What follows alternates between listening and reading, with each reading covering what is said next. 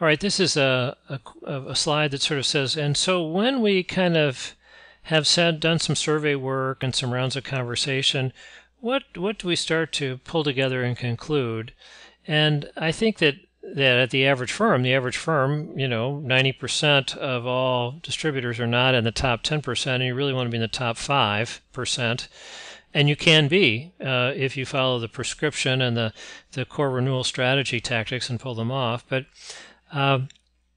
what's going to happen is don't expect a lot of strongly felt and felt, in other words, emotional convictions like, yeah, whatever, we just do what we do. You're not going to have a lot of conviction, and you're not going to have a lot of congruence. In other words, yeah, we all agree that this is who we are, and that's important, and so forth. Instead, what you're going to get is kind of, some vague general industry groupthink, like, well, we're really like all the other distributors in our industry, or all the guys in our buying group, or the people we've been hanging around with forever. There's been kind of a convergence of this is the way we all do it in a very mature, finely tuned industry where we all are using the same turnkey software solution and so forth. And, really it's kind of like, what are the suppliers offering us and who's got the best deal for pushing more products and spiffs and stuff like that. And, we always trying to grow, and every customer's good. Let's get some more type of thing. And generally speaking, obviously we had more reps, all on commission, so they're paying their own way, which in fact half of them aren't on a net profit basis. But this is how you then get more customers. You get more customers, you get more volume, you get some economies of scale, maybe we make some money. But the economies of scale does not work. It's the law of increasing losses now for most distribution companies.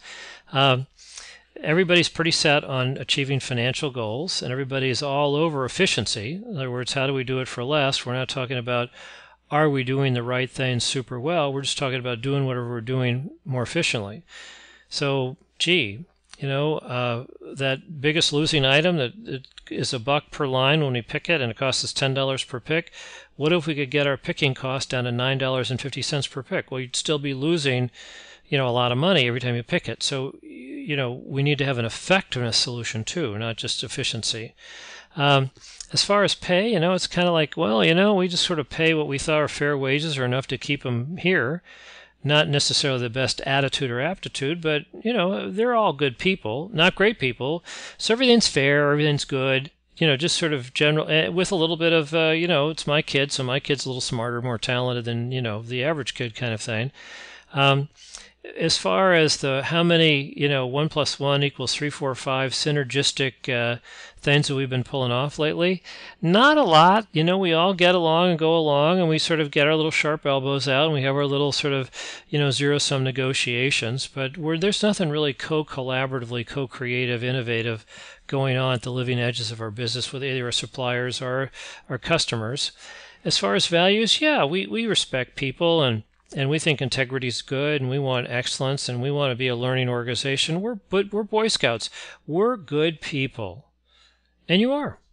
However, where are the profiles and courage stories that prove and illustrate in spades brilliantly that you are, of the highest order of that value?